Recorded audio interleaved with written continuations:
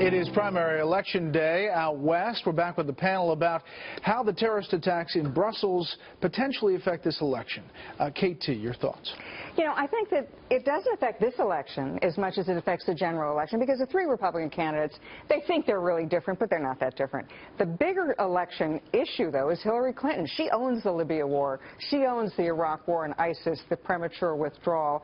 And so you can point to a lot of the problems in the Middle East are hers, and that is the ball and chain around her neck. Now, the other election, though, that matters is the one in June, and that's the British vote, the referendum, do they withdraw from Europe?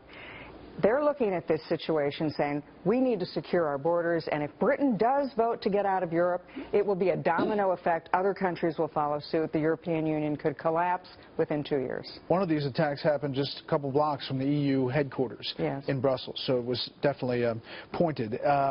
Tucker, what about for Donald Trump on nights like this? We saw previous attacks. It seemed like he got a boost. Of course.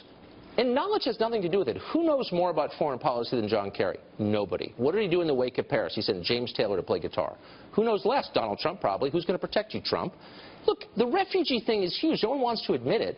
Hillary Clinton on television a couple of months ago said she wanted 65,000 Syrian refugees moved to the United States. Simple question.